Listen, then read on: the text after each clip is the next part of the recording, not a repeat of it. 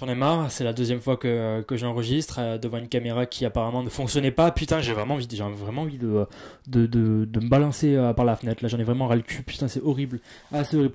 Tous les youtubeurs qui font ça, H24, franchement, respect parce que moi, ça me pète les couilles. Déjà deux fois, deux enregistrements, ça me pète les couilles. Après avoir lâché mes meilleures larmes devant Toy Story 4, je lâche mes meilleures larmes devant En Avant en mars 2020. Voilà, donc c'est parti pour la critique En Avant. Je sais où est la sortie. Toujours pas rasé, toujours pas coiffé, me revoilà pour la critique du film En Avant, le dernier bébé des studios Pixar, après l'excellentissime Toy Story 4. Que nouveau, cette nouvelle histoire made in Pixar. Voilà, une nouvelle chose, ce n'est pas une suite, c'est une nouvelle histoire originale. Et qu'est-ce qu'on en attend, qu'est-ce qu'on en pense et de quoi ça parle? On en parle tout ça tout de suite maintenant. Voilà, je suis avec vous et on en parle. En Avant raconte l'histoire de deux jeunes elfes. Voilà, je sais pas vraiment si c'est des elfes, mais c'est deux jeunes frères du coup, Yann et Barley, qui vont devoir aller à la conquête d'une pierre magique ayant le pouvoir de rendre leur père à la vie, juste le temps d'une journée. Donc voilà, c'est un peu ça le pitch de l'histoire en gros. Et j'ai pas vraiment envie d'en dire plus puisque c'est plutôt sympa, voilà, d'aller au cinéma sans vraiment savoir ce qu'on va voir.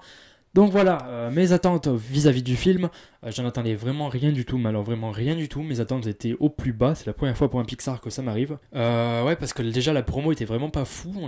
Personnellement, j'ai pas vu tant d'affiches que ça dans ma ville. J'ai pas vraiment vu beaucoup de trailers, beaucoup d'images et beaucoup de choses intéressantes en tout cas. Et même le trailer que j'ai vu me donnait pas spécialement envie puisque je pensais que ça avait l'air pas vraiment très original et je sais pas, je pensais que ça allait pas vraiment me transporter, voilà, si je compare aux autres films. Donc ça m'intéressait pas beaucoup, voilà, je trouvais que ça avait l'air d'être peut-être un petit peu trop enfantin et peut-être que ça manquait un petit peu d'ambition, je pense, dans ses visuels et dans son histoire et dans ce qu'il veut raconter, du coup. Donc c'est pour ça que j'ai un peu pris peur et je pensais pas vraiment être hypé par ce film-là et je ne l'ai pas été. Et je suis en train de me dire qu'en fait, si ça n'avait pas été un film Pixar, je ne serais pas allé voir le film du coup, parce que ben voilà, j'ai une énorme confiance en Pixar, je sais ce dont ils sont capables de faire, je sais que c'est un gage de qualité de voir le logo Pixar en début de film. Donc voilà, j'ai vraiment fait confiance à Pixar et ça prouve que ces studios-là, quoi qu'ils fassent, j'irai voir leur film parce que je sais que je vais passer un bon moment devant. Et justement, En Avant ne déroge pas à la règle puisque j'ai passé un très bon moment devant En Avant. Bien que le film ait pas mal de défauts quand même et un manque relatif d'ambition, je trouve quand même qu'En Avant est un divertissement plus qu'honorable. Donc du coup, En Avant, c'était vraiment sympathique, voilà, rien de nouveau sous le soleil bien entendu, mais ça reste très sympathique. J'ai perdu la page de mon carnet, ça va me péter les couilles. Pour un avis global, je pense avoir bien aimé, voilà, j'ai bien aimé, j'ai passé un très bon moment devant En Avant, et le divertissement était de taille. Niveau qualité, bon alors ça c'est pas nouveau chez Pixar, voilà, l'animation, les graphismes, vraiment c'est quelque chose qui est vraiment magnifique chez Pixar, et au moins quand on va voir un Pixar, on sait qu'au niveau visuel, on va en avoir pour son argent, c'était le cas pour Toy Story 4, les visuels de Toy Story 4 étaient magnifiques. Les visuels de Coco étaient magnifiques, les visuels des Indestructibles 2 étaient magnifiques aussi. Chez Pixar, de toute façon, c'est sûr, maintenant c'est inné, les visuels sont toujours beaux, et c'est ça qui est vachement bien avec Pixar, c'est qu'au moins, au niveau visuel, on en a pour son argent. Bien que le film ne soit pas transcendant au niveau de ses visuels, bien que ça soit pas le top du top de l'animation, bien que ce soit pas une énorme prouesse technique comme l'a fait Toy Story 4, le film a le mérite quand même d'être très très beau et d'être super bien réalisé. Pour ce qui est du scénario, comme j'en parlais tout à l'heure, on va traîner un peu sur les mêmes thématiques que nous a offert Pixar ces derniers temps. Donc par exemple pour Coco, bien entendu, on parle du deuil. Pourquoi l'autre encore? De quoi on parle du deuil? Pour vice versa, on peut aussi également parler de deuil. On peut également parler de deuil pour là-haut. Voilà, là-haut, le deuil est au centre de l'intrigue. Et justement, là, c'est encore un Pixar qui va parler de deuil. Je comprends que ça soit un peu redondant et que les gens en aient marre. Je comprends que ça puisse un peu énerver cette redondance de cette thématique-là. Je peux comprendre, même si moi ça ne me dérange pas puisque ça arrive à me toucher en plein cœur à chaque fois. Je peux comprendre que ça soit redondant et vraiment on peut mettre ça dans les défauts. Le deuil est omniprésent dans les films de chez Pixar, maintenant c'est inné, maintenant tout le monde doit essentiellement le savoir, mais le scénario a le mérite quand même d'être super bon. C'est un bon road trip entre deux frères, voilà, où leur relation va être vraiment magnifique et vraiment bien développée, voilà. Donc comme dans chaque Pixar, il va y avoir des petits retournements de situation, des petites révélations, voilà, quelques petits problèmes qui vont faire que les personnages vont devoir se parler, vont devoir parler de leurs problèmes, etc. Et c'est vraiment quelque chose de vraiment super touchant et ça marche à chaque fois vis-à-vis des Pixar. C'est quand même vraiment un grand gage de qualité chez Pixar ça, puisque ça arrive à nous toucher nous spectateurs et voilà, et les enfants, voilà, puisque je me rappelle que dans la salle il y avait quand même pas mal d'adultes et que les adultes étaient beaucoup plus réceptifs aux vannes et aux gags que les enfants. Voilà, j'ai entendu plus de rires d'adultes que d'enfants. Et à la fin, voilà, j'ai quand même regardé, j'aime bien regarder la réaction des spectateurs à la fin de la séance. Pas mal de gens avaient la larme aux yeux et le plus souvent des cas, c'était les adultes. Voilà. Donc voilà, plus d'adultes avaient la larme à l'œil, j'ai l'impression que les adultes étaient peut-être plus concernés par ce long métrage-là, bien que bien entendu ce soit un film relativement axé aux enfants. Mais bien entendu, c'est un film tout public, c'est un film qui peut être visionné comme pour les plus grands comme pour les enfants. Et c'est vraiment pas mal, c'est vraiment une bonne chose. Voilà, il y a des doubles messages, il y a des choses qui sont faites pour les gosses et pour les adultes. Gosses qui d'ailleurs dans la salle étaient vraiment super sages, voilà. Plus sage déjà qu'une bande d'ados hystériques devant Nightmare Island, voilà, c'est déjà ça. Et puis même, voilà, il y a, dans le film, il y a un rapport à la mort qui est grave adoucissant, je trouve, voilà, parce que les enfants peuvent en avoir peur et se poser pas mal de questions vis-à-vis de la mort, et également les adultes aussi. Les adultes ont peur de la mort puisqu'ils s'en rapprochent de plus en plus, et je pense que voilà, les Pixar sont là pour ça, pour essayer de tranquilliser un peu les adultes, essayer d'adoucir un peu cette vision de la mort, et c'est ça que je trouve vraiment très intéressant avec les films Pixar, et notamment Coco, mais c'est également présent dans ce film-là, et c'est beau, voilà, c'est d'une poésie vraiment super touchante, et c'est vachement bien, d'autant plus que le film est super bien rythmé, il y a des super belles scènes d'action, des superbes rebondissements, des superbes scènes de gags, voilà, il y a vraiment des scènes où j'étais vraiment mort de rire. Donc voilà, il y a un bon rythme. Moi, je me suis pas ennuyé une seule seconde, mais alors pas du tout, parce que moi, je trouvais les deux personnages vraiment très bien écrits, vraiment super attachants, et j'avais vraiment envie de suivre leur histoire.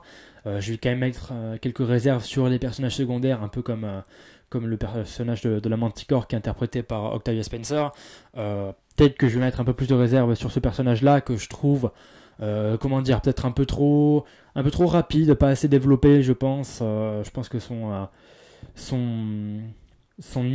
intégration au sein du métrage n'est pas forcément bien emmenée. Et je trouve le personnage peut-être un petit peu bipolaire aussi par moment. Mais par rapport au personnage, je pense qu'après ça passe. Voilà, c'est plutôt bien foutu, bien réalisé. Et c'est le principal, j'ai envie de dire. Alors bien entendu, voilà, comme je le disais, ça peut être redondant, ça peut pas être forcément très original, et on peut retomber dans un Pixar un peu lambda. C'est un peu le problème que je vais donner au film, c'est que oui, ça peut être un Pixar assez lambda quand on le compare à d'autres, mais c'est un Pixar qui a le mérite quand même d'exister, qui a le mérite de divertir et de nous proposer quelque chose de bien et qui nous fera du bien. Et de toute façon, c'est le plus important, de se faire du bien au cinéma et d'être immergé au sein d'un univers et de voyager. Pour moi, c'est le principal quand je vais au cinéma, c'est d'être immergé au sein d'un univers et de me faire totalement voyager. Et ce road trip là, ce road trip de deux frères qui veulent retrouver leur père au moins le temps d'une journée, je trouve ça magnifique, je trouve ça super touchant, et c'est ça qui est vraiment bien. Une BO qui m'a fait très souvent penser à la BO de Retour vers le futur composée par Alan Silvestri, je trouve.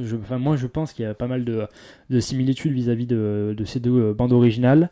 C'est moi, parce que c'est peut-être moi qui est un petit peu vrillé peut-être, mais je pense qu'il y a quand même pas mal de similitudes entre En Avant la BO d'En Avant et la BO de Retour vers le futur. D'ailleurs, le film a pas mal de références en rapport à la pop culture et tout ça. On a pas mal de références, je pense, à Retour vers le futur. On a aussi des références au Seigneur des Anneaux, bien entendu. Donc voilà, moi c'est quelque chose qui m'a vraiment intéressé, qui m'a vraiment captivé de bout en bout, et je trouve que c'est un divertissement de taille pour enfants comme adultes. C'est très mignon, bien que ça puisse paraître, comme je l'ai dit, redondant et peut-être un petit peu lambda avec les autres Pixar, mais j'ai trouvé ça plutôt pas mal. Un film rempli de générosité, de bonne humeur. Il y a des gars qui marchent super bien, d'autres qui marchent un peu moins, c'est comme dans tout film. C'est un film qui va pas péter plus haut que son cul et qui va pas se prendre pour ce qu'il n'est pas. C'est un film qui est posé, qui est juste là pour nous divertir et qui nous divertit très convenablement. D'ailleurs, il y a un rapport à l'émotion qui est vraiment super beau. Comme je le disais en début de vidéo, voilà, on n'atteint pas les puissances émotionnelles d'un Lao ou d'un Toy Story 3 ou 4, mais on peut quand même verser sa petite larme. Moi j'ai versé ma larme, voilà, je me suis pas retenu, j'ai pas boudé mon plaisir, et je me suis tellement senti concerné par la relation entre ces deux frères que forcément, oui, moi ça m'a touché, je me suis senti concerné. Alors j'ai versé ma petite larme, voilà, comme je pense pas mal de gens dans la salle. Mais après voilà, c'est pas un Lao, voilà, c'est pas un Lao, c'est pas un Toy Story 3, un Toy Story 4, mais voilà, c'est touchant, c'est beau, c'est puissant émotionnellement. Ça peut rester lambda, ça peut être un peu redondant, et peut-être que le manque de créativité au niveau des visuels peut être un petit peu un défaut, j'ai envie de dire, puisque oui, on a un manque relatif de d'originalité dans les visuels. Voilà, c'est des visuels qu'on a déjà vus, c'est des choses qu'on a déjà vues qui sont pas forcément originales, mais c'est pas grave, je trouve que ça fait le taf, je trouve que c'est un film qu'il faut voir, c'est un film qui est pas prétentieux, qui se prend pas pour ce qu'il n'est pas, et allez le voir, allez passer un bon moment, emmenez-y vos enfants, c'est le principal je pense. Donc voilà, c'était la critique de En Avant. N'hésitez pas à aller voir le film parce que ça se vaut bien. C'est un Pixar qui est rempli d'humanité, qui est rempli de bonne humeur, donc je vous le conseille. En Avant, voilà. Bien que la promo soit un petit peu forée à mon goût, je pense qu'il faut aller voir le film En Avant. C'était un bon Pixar et un bon divertissement pour toute la famille. En attendant, vous pouvez vous abonner, vous pouvez liker la vidéo si ça vous a plu, vous pouvez lâcher un commentaire, voilà, dites-moi ce que vous avez pensé de En Avant, je réponds toujours aux commentaires, donc il n'y a pas de souci. Voilà, sur ce, à plus, portez-vous bien, parce qu'il faut très bien se porter bien, voilà, c'est le principal. Regardez des films. Voilà, allez, bisous, ciao.